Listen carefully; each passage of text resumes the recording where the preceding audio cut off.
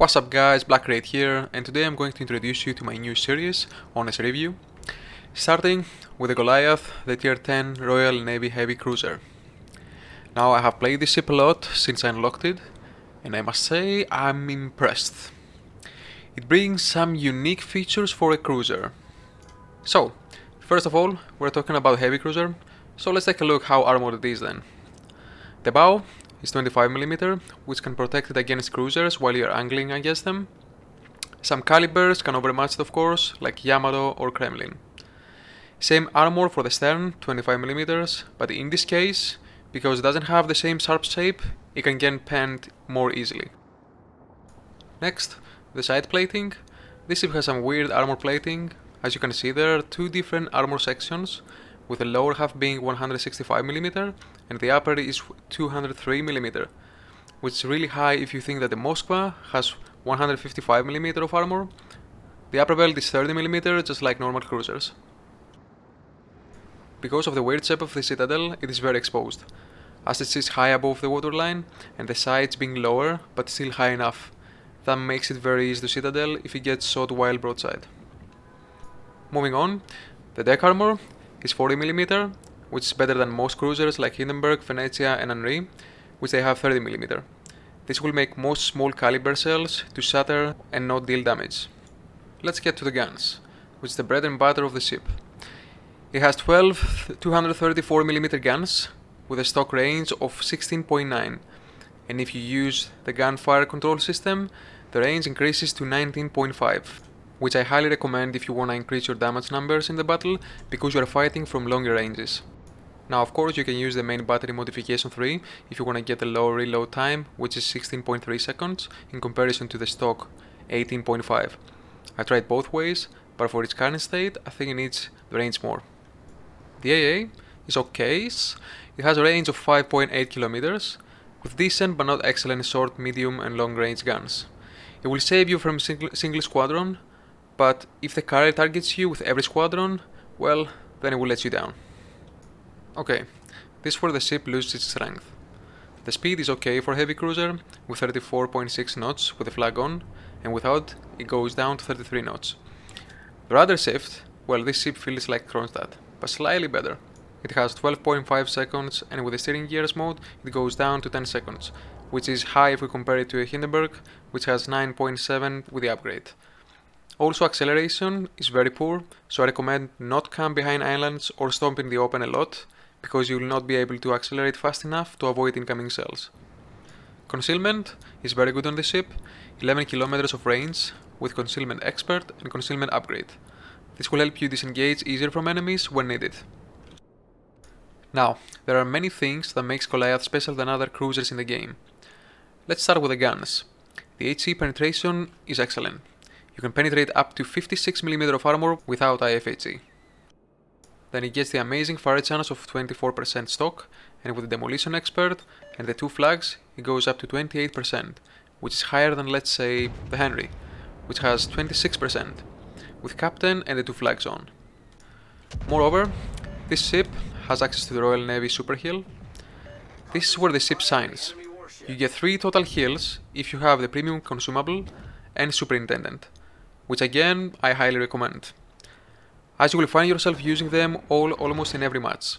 This heal lasts for 20 seconds and heals for 1406 HP per second, which is 28,120 HP in total. That is nearly half of the ship's health pool, which makes the Goliath capable of out-damaging in 1v1 situation other cruisers, even if they have higher DPM. Well, it always depends on the situation, of course.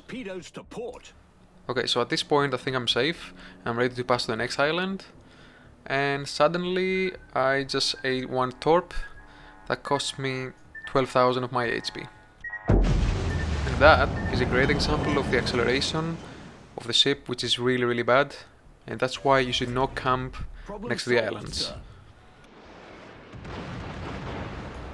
I chose to show you this replay because not of the damage that you can output, but the mistakes that you can make in this ship. One of those is you don't have to camp behind islands, because the reverse speed and the acceleration are very poor on this ship, which makes it very awful to play behind islands. You need to constantly moving because, as we said, the citadel sits above the waterline, and it's very easy for the enemy to citadel you. Here you see that reverse speed that we were talking about, and that's a replay bug. Ignore that. Yeah, it's very slow. You should not. You should try avoid that. Avoid try to reversing and moving slowly. At this point, I reverse further back so I can have more space to accelerate and surpass this island and go to the next one. And this is where my teammate asked for help, and I immediately said yes, because he was trying to defend that location and he was needing an extra firepower right there. I'm trying to utilize all my firepower, so I'm throwing my torps that might get everyone who's pushing that side. And at the same time, I'm trying to angle away and shoot as much as I can and put some fires and just scare them off, and maybe I can save my teammate. Now, did you see the damage that I dealt to that Selim? That's pretty insane alpha damage for HE. And again, he's gonna take 9k and a fire again. At this point, the Republic is turning towards my teammate and he shows me that broadside. And yes, 13k with HE. That's massive. And it was 11 pence. Imagine if it was 12 pence, just like by a number of my guns.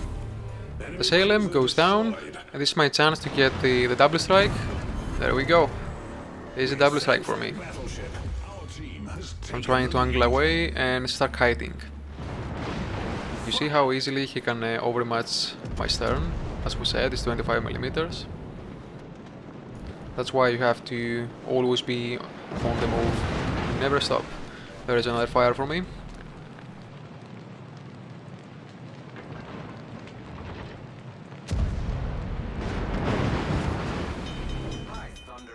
And there is the bug again. This happens whenever I try to follow the cells, hoping that Wargaming will fix that bug. Now I'm just trying to use my concealment and just disengage. I'm just using my torps to see if that Hindenburg started moving.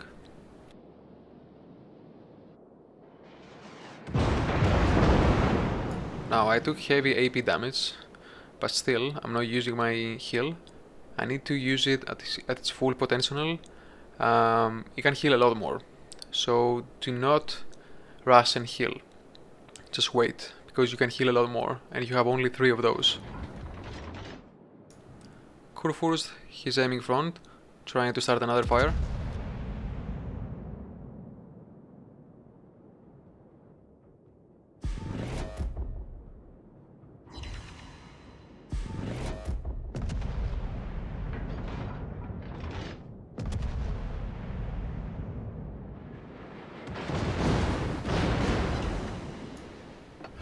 Now you see me using that heal early, and that's because I saw Kurfürst turning his guns towards me, and he might had a good shot to kill me. So I decided to just instantly heal, get some more health, and maybe survive.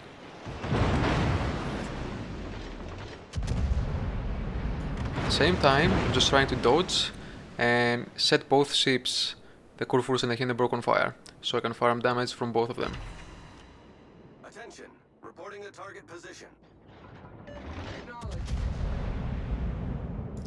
Now you see that ship signs when you're playing from distance. You don't have to be close, because it's very slow. Rudder shift does not help moving around, same with acceleration and the reverse speed. So you have to be far behind and just try to get those fires going.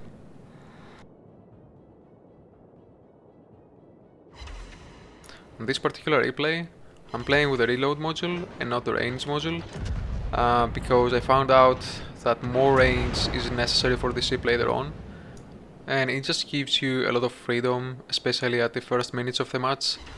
You get to fire at the enemy battleships approaching the caps, while with the reload module you don't get that. You have to wait for the enemies to get close and then start firing. But then you are very close to the target, you're very close to your enemies, and you are very slow, so you have to stay further back again. There were many times that I was chasing down DDs, they show up, I'm using my hydro, and still, even with that long reload, you can easily just break their modules, break their torpedoes, and you can dodge because of the hydro. So easily you can deal with destroyers. But if you miss the opportunity and they get unspotted, then you have to turn back. You don't wanna chase a DD that can kite you with his torpedoes. Now you can see how the range module is very useful. I could have easily killed that Kurfürst, but now I don't have the range to even reach him. So I'm just sailing back to reach the other enemies. And the Kurfürst died. I did not have time to reach the enemies because the game reached 1000 points, and this is how we got the win. And that was my first review for Goliath. If you enjoyed the video, let me know in the comments below. Don't forget to like and subscribe to support me for my future content. I would love to see you on my stream. I'm live every Monday, Wednesday, Friday and Saturday. To all of you beautiful people, thank you so much for watching, and I'm gonna see you next time.